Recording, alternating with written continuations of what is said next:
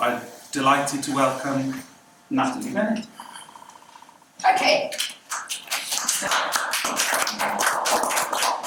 Thank you very much, and what a beautiful venue we have here at the community centre in Banwen, looking out up onto the hills to the wonderful scenery, and of course looking out up to some wind turbines.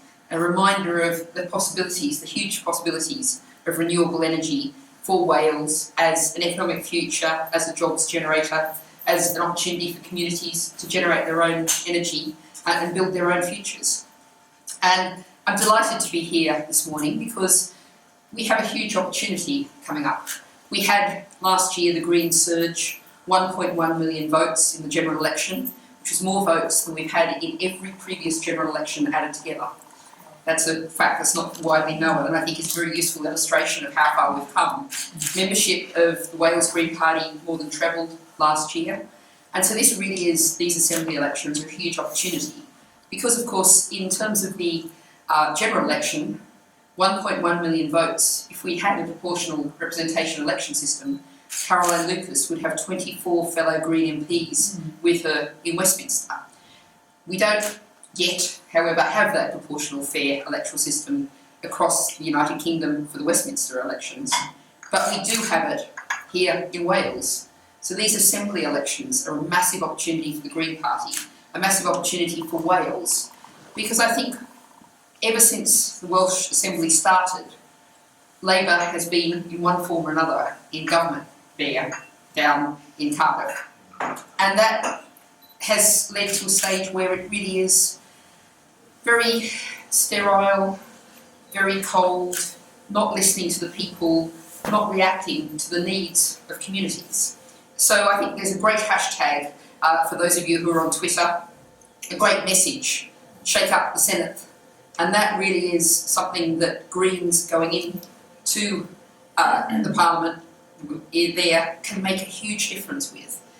Greens in the Assembly in Wales, asking tough questions, scrutinising, offering new ideas.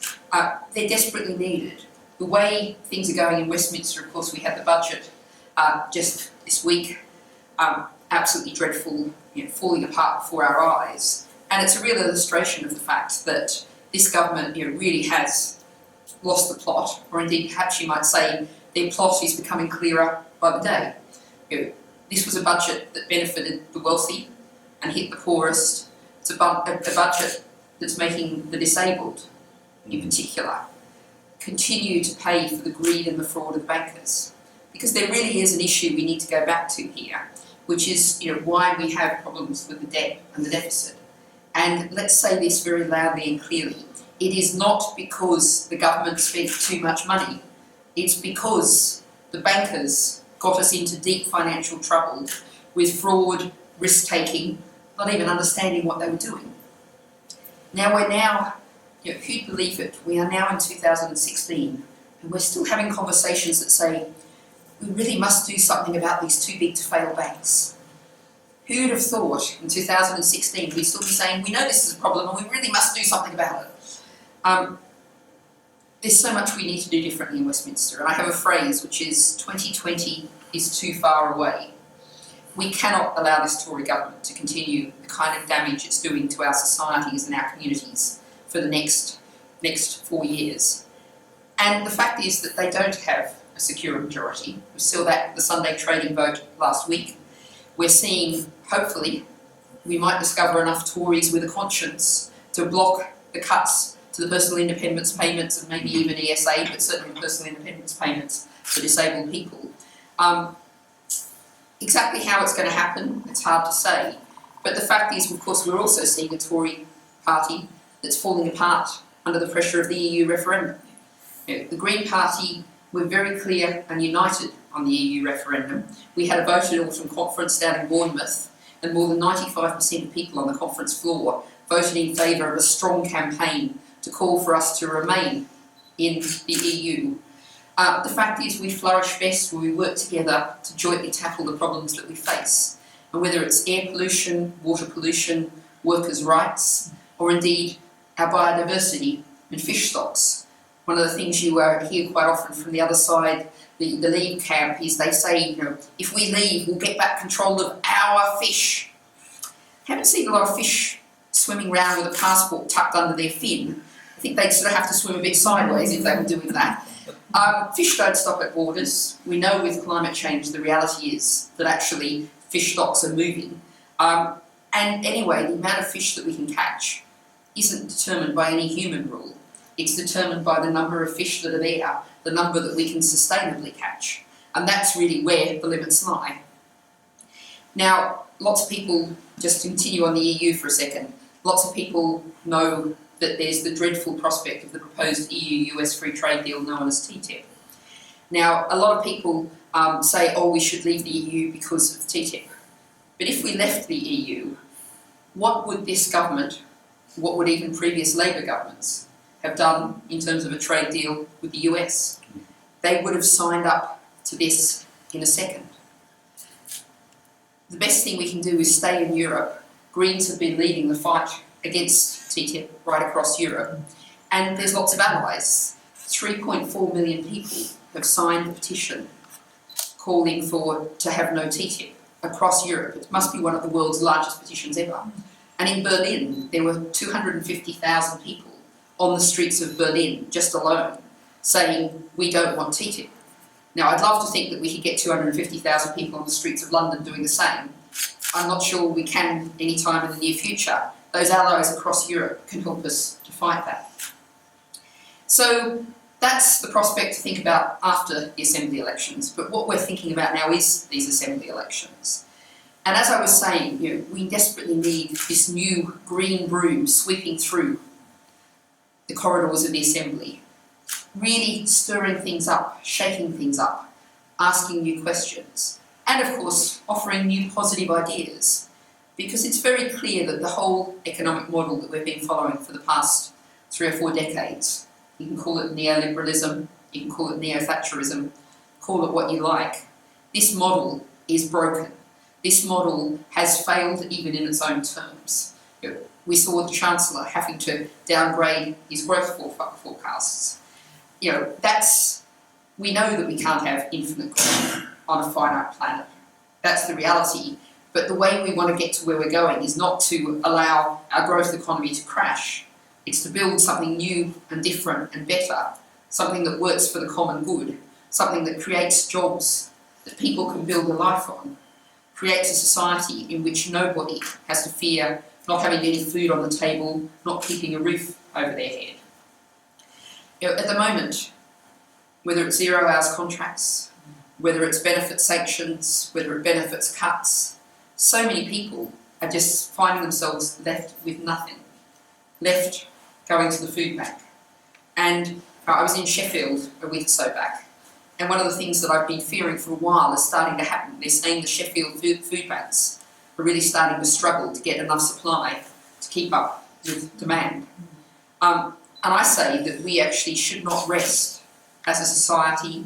The government shouldn't rest until the last food bank closes because of lack of demand. I really admire the work food banks do. It's great, so many people donating, so many people volunteering.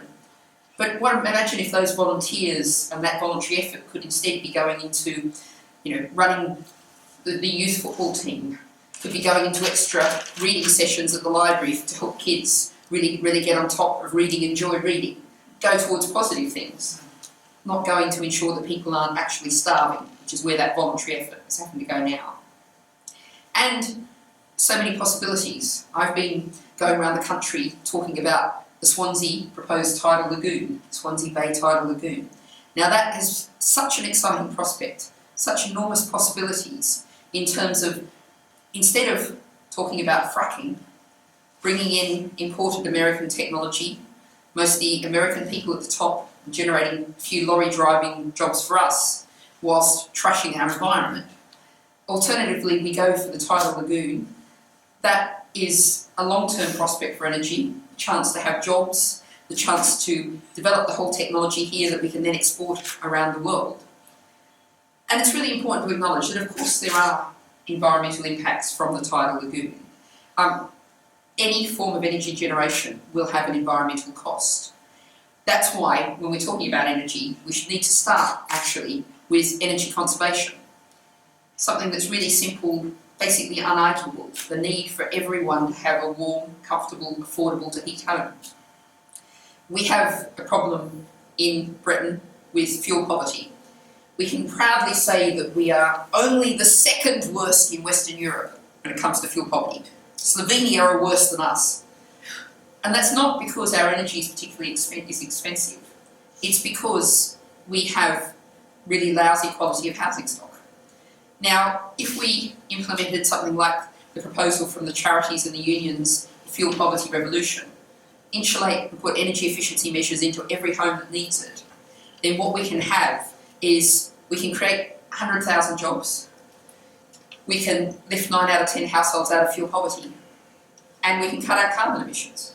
It's an absolute no-brainer of a policy, and it's something that, not quite on the same scale, but Green Welsh Assembly members would be able to help to deliver programs in Wales to give people those warm, comfortable, affordable to heat homes. And of course what it would also do is tackle our absolutely disgraceful excess winter deaths, which is mostly our older people in homes that are cold, and they are dying prematurely as a result of that. So there's those possibilities. There's a possibility, we're in this lovely community centre and there's the great photos of food growing projects happening in the local community. We need to connect people back to their food, where it comes from. There's a big push at the moment talking about supermarkets and cutting waste from supermarkets. A good thing, obviously, less waste is good. Edible food going to be used is great. But the problem is the whole supermarket model is built on waste. It's built on having shelves full of produce, whether it's in season or not, full shelves, the food always being there, lots of it will inevitably be wasted. So, what we need to do is think about much more local food networks, growing food locally, supplying food, ensuring that people attached to their food know where it comes from. And of course, there's real financial advantages in that as well. So, I think, the world really is at a crucial point at this moment. You think about it, back last year, the end of last year in Paris, I was there in Paris, and we actually got a better result out of those Paris climate talks than anyone expected. 1.5 degrees, the world agreed to try to keep warming to below that increase above pre-industrial levels. Now we know we're already 1 degree above pre-industrial levels. And this winter, parts of England and indeed parts of Wales saw what the reality of a 1 degree warmed world is. Floods, record rainfall, communities that never expected to be flooded suddenly suffering from flooding. That's 1 degree warmed, and it is really worth stressing to people that 1.5 is not half as bad again. We're talking about changes that occur in an exponential kind of way. They get a lot worse very quickly. So that's a threat, but it's also an opportunity to transform our society, to build a different kind of society, to get to a post-neoliberal society, because we need to change for environmental reasons, but we also desperately need to change for economic and social reasons. I think if there's one figure that really sums up how far we're off track, how far we're going wrong, it's the fact that in the past decade, rates of depression among the under 16s have doubled. Rates of depression doubling among the under 16s. We have schools that have been turned into exam factories, pupils shoved through exam after exam after exam. We have young people spending most of their life with a debt that they can never repay. Young people who face leaving university, for most of them in their mid-20s, with something like £45,000 worth of debt. And any year they earn any sort of decent money at all, 9% of that income will go off to a debt that they're never going to pay off. And now that's profoundly dispiriting, but when you think about it, it's also going to have massive economic impacts, because those are the years when most people might normally think about settling down, maybe buying a house, as long as you don't live in London, of course, maybe having children, and you're seeing the money draining away off to that debt. It's profoundly unsustainable. 73% of people will never pay it off. 50p in the pound won't be paid off. But last night I came into Swansea past the new university, and it's great to see the new facilities there. And of course, knowing that some European money helped to fund those facilities. And we need to invest in education, but we need to invest in education and not put that millstone around the neck of our young people, that millstone of debt. Education is a public good. It should be paid for from general progressive taxation far more progressive than what we have now. Which of course brings me to something else I drove past on the way into Swansea last night, which was the Amazon warehouse. Now, I have a simple description of Amazon, which is Amazon and its ilk are parasites. They are using the facilities of our society that all of us pay for. The roads, you think about even here in Banwen, I'll pretty well bet that there will have been a lorry this morning on the road carrying Amazon parcels. We're all paying to maintain that road. Amazon is not paying to maintain that road. Its customers need schools and hospitals, its staff need schools and hospitals, and Amazon isn't paying its way. It's a parasite. And what it's doing, of course, is destroying lots of small independent businesses that are at the heart of their communities. It's worth thinking about if you're lucky enough to still have a local greengrocer. If you go and spend £1 buying a bag of apples in that local greengrocer, about 50p in the pound will stay in the local community. So, because if you think about how it works, that local greengrocer, when she needs a new sign, she'll get a local signwriter to do it. When she needs some new shelves, a local carpenter. She'll need an accountant to do her books every year. If she needs to sort her lease out, will need a local lawyer. Using local businesses, a whole rich ecology in which money goes round and round in local communities. It's one of the reasons why Greens are very much in favour of local currencies. I was recently handing over my Bristol pounds in Bristol, and I do that in lots of parts of the country, and that's a great way in which we can look at keeping money in local communities. Whereas by contrast, if you go to a big supermarket and buy what looks like that same bag of apples for £1, very likely you'll be pushed towards those self-service tills. Don't we all love foreign object in the bagging area? And maybe there'll be one person looking after 6 self-service tills or more. That person is very likely on the minimum wage, quite likely on a 0 hours contract. And about 1p in that pound that you spend in the supermarket will stay in the local community.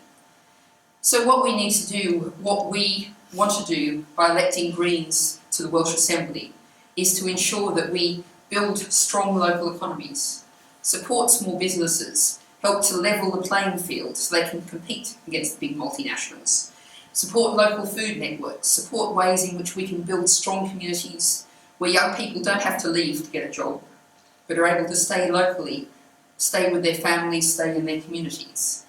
Build a society for Wales that works for the common good. It's a huge challenge, but it is a huge opportunity. Next week I'll be up in Mid and West Wales with Alice Lucas-Stroud. They only need about 0.5% increase. That's how much they missed out last time in getting the first Wales Assembly member up there. Here in South Wales West, it's a little bit more difficult, but it's still perfectly doable. You look at the fact that we save deposits in the general election in parts of this region we've never done before. The possibilities are immense, but what we need, what's really essential, is we need people. We need Green Party members, Green Party supporters, new people who are going to be enthused by this campaign who join the Green Party, to get out, to deliver leaflets, to knock on doors, to even very simply talk to your classmates at university, talk to your people in the community, your union colleagues, your work colleagues. Spread the word. Explain this is a proportional election system. You can vote for what you believe in and get it.